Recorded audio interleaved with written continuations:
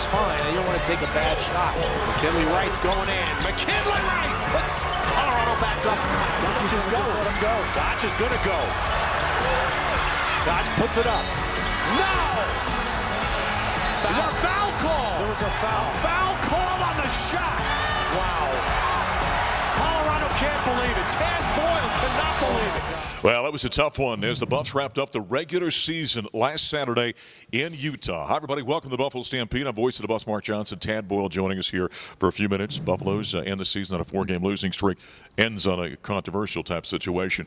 You joined us to coach in the postgame, and I said, what do you want to say about this one? That didn't even come out of my mouth, and you were saying heartbreaking. Yeah, it was. I mean, to lose a game like that, that you had won, yeah. And it was really disappointing. And we could have helped ourselves a little bit there at the free throw line, but we still, I thought, played good enough defense there at the end. But it wasn't to be. Yeah. You know, I mean, you don't have control over a lot of things, and the referee's whistle's one of them. So right. I thought it was good defense, but they obviously didn't think that, and that's all that matters. And fans will ask this question. When you got a call like that, there were a few down the stretch, I think. You know, it could go either way for both teams. Anything that you can do? Do you do anything with calls like that you send in the league? Or? No. I mean, what are you going to do? It's over with. Everybody sees it. It's replayed over and over. And you know, I said after the game, we tell our post players all the time, you know, usually in the post, you're not going to get bailed out. Right. You're fading away from the basket, and you're not, you know, being aggressive going to the basket. So, unfortunately, that's not always the case in the perimeter sometimes with jump shooters. But, again, you got to live with it. We got to move on, and it's a new season. You guys have been working to improve defensively over the last 4, 5, 6 ball games here. Did you see defensive improvement in that? I did see defensive improvement. I thought our effort was good. Our intensity was good. You know, we fouled. That foul at the end, I don't think was a foul, but we fouled a three-point shooter earlier in the game. We got to get away from that. We have to do a better job of guarding the three-point line and taking away layups. And what we have to get better at, Mark, is make people beat us from the mid-range. And, you know, Stanford beat us with layups. Yeah. Utah beat us with the three ball. And we got to take those two things away, at least limit those things. And when you do that, you give yourself a chance. But our defense, I think, is showing some signs of life and improvement, but it's just not good enough yet to win us a game. I think I remember the number correctly. The Buffaloes have fouled three-point shooters in the act. Now, is it 15 times this season? I believe it's 15. That's my count. Yeah, 15 times this season.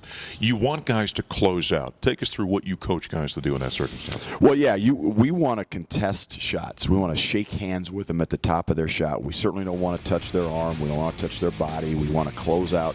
And you have to know who you're closing out to. There's certain guys that you know are great shooters. You have to maybe run by them, get them off the line. There's other guys you're going to close out low and short to. We're going to give that three-point shot up over a hand. And there's other guys that can do a little bit of both. They can shoot it and drive it. Those are the guys that are toughest to guard. And you might be a little bit late, but you just got to contest that thing high and make it be a tough shot. But part of it is knowing who you're closing out to. But cardinal sin is to foul a three-point jump shooter. Right. The Buffaloes, there are things in that game against Utah you can coach. You can talk about scouting reports. You can talk about X's and O's. The one thing you can't coach is the fact that the Buffs must have missed, to my count, I was thinking 12 or 13 wide-open threes. Yeah, wide open looks. And we've got some really good shooters that aren't shooting the ball well right now. And, again, that puts a lot of pressure on your defense, but that's when your defense has to be able to step up and your mental toughness has to be able to kick in to say, okay, next time I get that open shot, I'm going to knock it down. Right. And if I don't, you know, I'm going to come down and we're going to dig in and we're going to get a stop and we're going to figure out a different way to win this game. The other thing is, you know, when the three-point shot's not going, maybe shot fake and drive it. Maybe get to the free throw line. Maybe, you know, put some pressure, foul pressure on them. We're not getting to the foul line as much as we need to. And when you're not shooting a three ball well, you better find other ways to score. Being around coaches for the last 30-some years, I know what Tad was feeling like after a ball game like that. You got back to DIA, though. You were watching your son, Jack Boyle. Yeah. And it's this play's been all over social media. How about Jack Boyle hitting a three-pointer at the buzzer to send his team, Mona Pitcher, the Sweet 16? You know, I talk about the basketball gods a lot. And the basketball gods were knew that the coach of the Buffaloes needed a little something positive to happen Saturday after that loss. And it certainly happened with that shot. I mean, I was watching it live on my iPad as we deplaned, and when that shot went in, it just put a smile on my face and really gave me something for the next 36 hours to. Yes, I went through depression thinking about our game to euphoria thinking about what's going on with his life, and an NCAA tournament game, getting to the Sweet 16. Pomona Pitzer Sage Hens are for real. We saw them here in the Event Center in November, and it's special, man. My joy as a father trumped my misery as a coach. Thank goodness he shoots like his mother, by the way. Yeah, absolutely, and looks like her. Yeah, that's right. Yeah. Hey, good luck this weekend in Vegas in the Pac-12 Conference Tournament. Thank you, Mark. All right, Tad Boyle, he and the Buffaloes, a 6th seed, will take on 11-seeded Washington State this week in Las Vegas, the Pac-12 Conference Tournament. Coming up next, we're talking women's basketball with J.R. Payne. So there's youth on both sides. Healy ran right into Kalodo, and she takes it away. Oh, cute. And one for the senior. The defensive play at one end, and then just get out and run. Well, there we get some images of the CU women's basketball team last week against USC in the Pac-12 Conference Tournament in Las Vegas. Hi, everybody. Voice of the Boss, Mark Johnson, J.R. Payne joining us for a couple of moments here. Well, back-to-back games with USC. Kind of take us back to that one and talk us through it. Yeah, I mean, we were actually really excited, for an opportunity to play SC again, and thought that we were very prepared, and we actually played pretty well. It was a 3-point game, I think, with about 5 to go. Our post players played really well. Yeah. I think Peanut had 18, Mya had 15 maybe, and we scored the ball really well inside. Struggled to score from the 3-point line, and I think that probably did us in. The way your team was kind of built, I think, this season, it was, anybody, any game could really kind of be, the high woman on the team, couldn't they? Yeah, we've had a lot of different scores. I think we've had 8 different people lead us in scoring this year.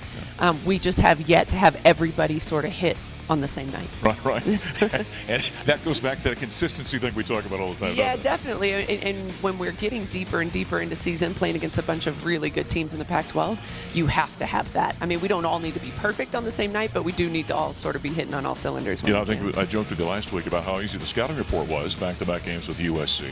Now, is there a negative side of that, playing somebody back-to-back? Sure. I mean, I thought we both knew each other really well. Sure. I think we were very prepared. I mean, we watched so much film that the morning of the game we laughed and said, well, should we watch some more USC film? And the team went, no more film. We're done talking about it. It was time to play. But yeah, I mean, both teams were definitely ready. Hey, last week you also got some postseason honors from the Pac-12. Let's see. Yeah. Q, Mya, and Jalen all got postseason honors. Yeah. Well-deserving, right? Yeah, well-deserved, yeah. And I think I tweeted something about the best thing about those individual awards were that those kids are all about team, you know, and so they were very excited, to have those awards, but also definitely, said that the team was helpful in getting them. So the Buffaloes now waiting a little postseason action. We'll talk with Coach about that before the game with USC. Speaking of Mya Hollingshed, we had her mic'd up. Face up, P. That's a layup. Side in. Good. Money. Carve out. This side. Ball. One. Here we go. Oh. Ball. Let's go. I taught you how to shoot, son. Side. Ball. I worked on these. I needed that one. Let's go.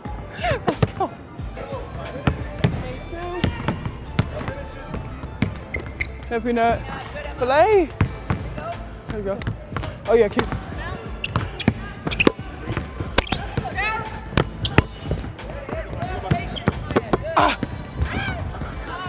We both missed. Just keep going. Hey, no, I don't use my left hand unless it's an emergency. They know this doesn't. Oh. That was definitely 3 steps. You had me at ever. Look, that's a turnover. That's push it out. Let's go. You can't take 2 dribbles. Let's go. Push. And I'm too old for this.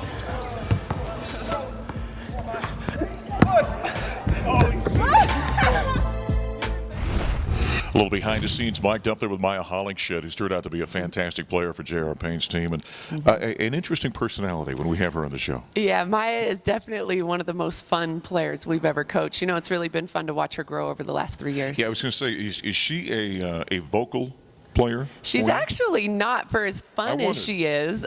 She's actually kind of an introvert. She's a pretty quiet kid, likes to, you know, kind of be on her own, and but she's definitely the life of our party. Do you expect as she kind of grows though as a player that you're going to ask her to be more vocal? Oh, absolutely, yeah. And when she's needed, like when a voice is needed, she's willing to speak up. I think when the team needs something, they look to her, and she knows that. She's just sort of naturally, you know, a quieter kid. Well, she had a wonderful season for the Colorado Buffaloes, and now they wait, being out of the Pac-12 Conference Tournament for the WNIT. Are you expecting, do you think? I definitely am. You know, I'm always super positive anyway, but I definitely think that our resume, our RPI, our success that we've had, you know, bodes well for us. The selection Sunday for the NCAA tournament comes up this coming Sunday. The WNIT would find out coming up on Monday the 16th. This is kind of an interesting period now. You kind of sit in limbo and wait. We do, yeah. We wait. We get a lot of shots up in the next week. That's what we do. We stay in shape and get a lot of shots up and stay ready. I was going to ask you, too. You're very close with the Oregon head coach, as we've talked about here many times. They ended up winning the Pac-12 Conference Tournament. Yeah. Are they a national championship team?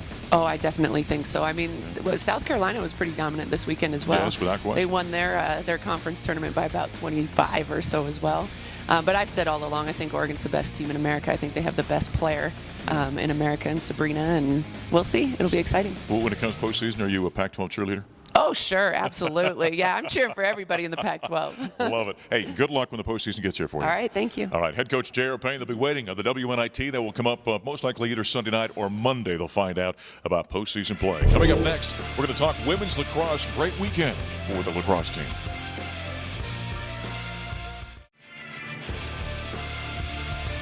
Well, a lot of scoring going on for Charlie Rudy right there as the Buffaloes sophomore had 8 goals on Sunday in a victory in lacrosse over Coastal Carolina. Back in the Stampede, voice of the boss, Mark Johnson.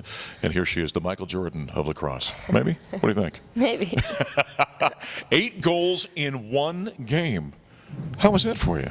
It was a pretty good game. Yeah. Yeah. Had you ever had anything like that, even back in high school? In high school, a few games like that, but nothing like this in college. So what's going right offensively when you're getting 8 goals in a game like that? Yeah, everyone's just moving well. The new offenses are working well, and a lot of people are a threat in scoring goals, so it's freeing me up a little bit more, and my teammates are just working hard to help get me open. Tell us about this team offensively. I mean, you like the talent, the way coaches kind of put things together in the system? I think we're a lot more dynamic this year with dodgers and feeding to the middle, so I think it's going to help us in the long run against teams that we have to play multiple times this season. How about you being a sophomore, now second year of college athletics? I would imagine there's an old line in college athletics where we say the best thing about freshmen is they become sophomores, right? You learn a little bit. You become a little bit more comfortable. Have you found that to be the case? And last year we had great seniors like Miranda and Sammy that led us, and I learned a lot from them, so I think I've taken that into this year and helped try to lead the offense this year. Sure. Did you feel more confident? I mean, more relaxed about what you're doing and just more familiar? Yeah. I'd have to think so a little bit. That's great. Yeah. So the Buffaloes right now sitting at 3-2 on the season after picking up the 2 victories on Friday. They got a victory over Oregon, opening up Pac-12 conference play. Now 1-0 in league play before the victory over Coastal Carolina. Take us back to the game on Friday against the Ducks. We came back after 2 weeks off after our loss against Michigan, and we knew we had to come out strong opening the Pac-12, and they're a good team, but we came out firing and opened out the Pac-12 well. Always good to get a victory in the Pac-12, right? In fact, after that game against the Ducks, we connected with Pearl Schwartz. I think it feels good, especially being back at home. And after a loss like Michigan, we were definitely very hungry to prove ourselves and prove just what we can do as the team. And yeah, we're very excited to come away with the win today. I think we definitely had a lot of extra focus the past 2 weeks, working on our off-ball movement, 2-man, and then just a bunch of different people working together. So I think as a collective, we did a lot better and really putting the shots in the back of the net. There we hear from the sophomore Pearl Schwartz as we continue with fellow sophomore Charlie Rudy here as the Buffaloes now 1-0 in conference play, 3-2 in the season, getting ready for a trip to the Bay Area. She's going to be going home. Hey, by the way, I got a question the other day from a fan. Dropped me a line about lacrosse. And they said, why every time, they were asking specifically about you because you had 8 goals in a victory over Coastal Carolina, why do they drop their sticks every time? after you score, the refs check to make sure your stick's legal after every goal. Okay. Which is kind of bizarre when you think about it from a rule standpoint, because they check before the game and then after every single goal. Yeah, just to make sure. Yeah. I grew up around hockey, and I know what guys can do with hockey sticks, okay, to kind of help them with their shot. What can you possibly do with a lacrosse stick that would help you offensively? You could just make the pocket deeper so when you get checked, it won't fly out. All right. So you're not just spiking the stick just to No. celebrate the goal? No. All right. Well, there you got your answer. You're a sophomore here. How did you become a Colorado Buffalo from Northern California? I came out and visited my sophomore year of high school, and I just loved the campus, and the coaches are amazing, so I just really fell in love with the school. What's your favorite thing about Boulder? The mountains. Yeah. I love being outdoors, and it's a great place. Have you skied yet? No, I'm not the best skier, so. She hasn't gotten on the mountains or the slopes just yet. Did you have other opportunities, maybe to stay in Northern California? Where are you heading this weekend? Yeah. Yes. What did the family think about you leaving home? Well, my dad actually moved out to Colorado, so it's kind of home away from home. Okay. Since your dad's out here to watch over you a little bit. I see. What are you studying? Media design, and I have a minor in computer science. And what do you want to do? I don't know. I'm not sure yet. How about a trip going back to Northern California this weekend to take on Cal and Stanford? Give us a thought about that. Yeah, continuing Pac-12 play. They're both two good teams, so we got to come out strong and make sure we get the wins this weekend. All right, let's see if we can get 9 or 10 goals this weekend. I'll try. All right, Charlie, congratulations. Charlie, Rudy, the sophomore for the Colorado Buffaloes, says they're heading to the Northern California area to take on Cal and Stanford this weekend. When we come back here in the Stampede, we've got a new leader for the Ralphie program next.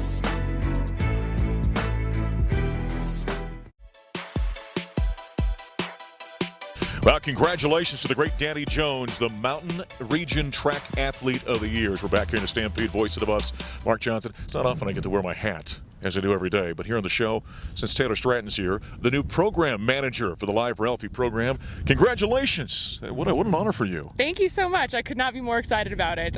We're definitely going to miss John Graves throughout this. He's irreplaceable, but I'm going to do my best. I'd have to mention that we were all kind of shocked when John, and we all know and love John, when he announced that he was kind of stepping down. Did it shock you at the time, and were you assuming right away that you were going to go for the position, or what? You know, I was very surprised as well. I think all of us were. He's been doing this a long time, but I could not be happier for John. He's choosing to sort of follow his passion, and he's going to be working on starting a bison ranch of his own, which is a great fit for him. I actually am coming from the Alumni Association, where I have a full-time position, and I just knew that, unfortunately, as much as I would love to just jump into John's role, I did not have a flexible position that would allow me to sort of do Ralphie things without it becoming a full-time position. And athletics was very generous. They stepped up. They made it a full-time position so that I'm able to assume it. And April 1st will be my first day. That is outstanding. Now give us your background a little bit. She was a handler, by the way, so kind of give us your background with Ralphie.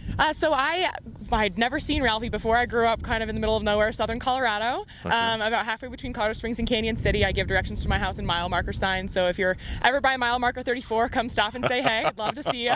And then make sure you let mom and dad know we're swinging by. Exactly. Well, you're always welcome. Don't worry. And then I saw Ralphie my freshman year, and I just knew that I had to be a part of that. I was really missing being part of agriculture. I was missing my horses, my cows, my dogs, all of that good stuff. And when I saw the Buffalo, I saw this as a great opportunity to really continue that in college. I tried out the first year. I did not make the team. It's like we tell everyone, you should always try out more than once. So I got in better shape because I was coming in from an ag background. I had not done a lot of running or anything. And so I improved and I made the team. I ran for 3 seasons. And then in 2016, I took my role as the assistant coach that I've continued throughout. All right, and now she's a program manager for the Live Ralphie program on April 1st, rather, when it officially starts. You know, this obviously is a transitionary period for the Ralphie program. We got Ralphie 6 coming up, and during this fast football season, we honored Ralphie 5 in her retirement. Earlier in the week, as everybody knows, Ralphie retired, and coach and the players and everybody with the program just kind of want to do something special, celebrate her and what she's done for the program, and thought we'd do the Roman numeral. Might be a good idea, put on the helmet, so we took one of the Ralphies off and put that 5 up there for her. It's just something to celebrate what she's done for the program, her impact, and what she kind of contributes on game day. This right here, this is the real deal, man. Ralphie 5, thank you for everything you've done. I've been watching Ralphie since I was little, so this is dope to actually have on the helmet and everything. At first I was surprised. I was like, what is this? And then like Ralphie 5, I mean, we're honoring Ralphie, so I think it's a good thing that we do that. And she's been there for like 12 years running for us, so I think it's a great thing for us to do that. I really like this helmet. Like the 5 really surprised me. and everything, just having a Ralphie on the side. Like, this game was just really for her. The last time, her probably just being around and everything, it's time to get this W. I think it's awesome. I'm pumped. I've always been around the Ralphie tradition since I was a kid, so it's good to have a little tribute to her with the Ralphie 5 sign on the helmet. It's important to the team. It's important to the whole university. She's an icon for everybody, so we want to pay our respects to her.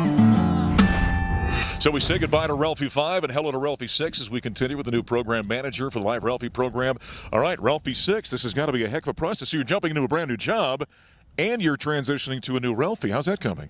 It's going really well. So we have a candidate that we hope will be interested in becoming the next Ralphie, and we're working with her and seeing what her disposition is and seeing if it's something that she might be a good fit for. It's a different timeline, so our entire timeline is just going to depend on where she's comfortable. We're not going to push her out of her comfort zone, and then we'll move forward and see how she goes. You know, you and I were talking before we went on here about you know, when you're in horses like both you and I are, you look for demeanor. Do you look for the same thing when you're looking for a new Ralphie? Absolutely, absolutely. Okay. This is a buffalo that has to be comfortable and confident in very different situations that a lot of animals aren't used to, and you know, you can't really simulate Folsom Field and the 4th of July fireworks and all these situations that this animal's going to be in. And so we absolutely look at demeanor. We're looking for a buffalo who's curious, they're calm, and in new situations they're not scared, they're more curious and excited to be there. And I would imagine there's also a process that she's got to go through that she can't rush. It's kind of on her pace, isn't it? Absolutely. We will 100% be going at her pace. There's nothing that I will be doing to rush her and put her out of her comfort zone, because that'll just undermine the trust that the animal has in you,